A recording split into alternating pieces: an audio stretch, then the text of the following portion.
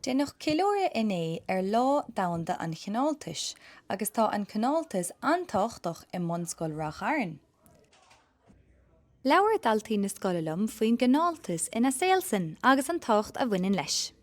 So bhí an mBunscoil tuairt líorcán amach do gatainine agus nuair tháinig sé hall thugamsa ní raon ceann fácií agus thug mo chara ceann rom agus ní raon ceann aige sin nach cheap mé gur sé an cineálta. Uairháin mis agus mo córda, bhí mud immert Stephen Bo, and then bris gearmí mo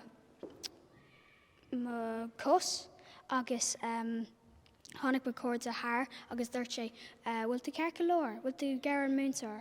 Nóir bíon mo drifuair a gcinne obairháile, bíon mo wathair grothach, so dearann méid an misisiúnánaí na é leis. Labhraíonn bhí mar chuoine agus ri mar seaarán agus tháinig mo chara chum agus thug sí le barog mór chum. Uairháin bhí mo amtín agus ghéanam mé picture de, bhí sé le chlán. If ní bhean tú go deas tá daoine ná go bháil agus bheith cuioine agus ní bhaid lá an má.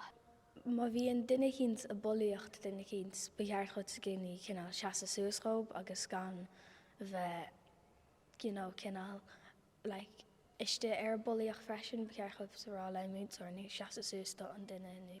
Is féilinn ceú lena chéile bheith sásta. Is léir go bhfuil an Chineáltais antáchtach do Bunscoil Ráth Chairn.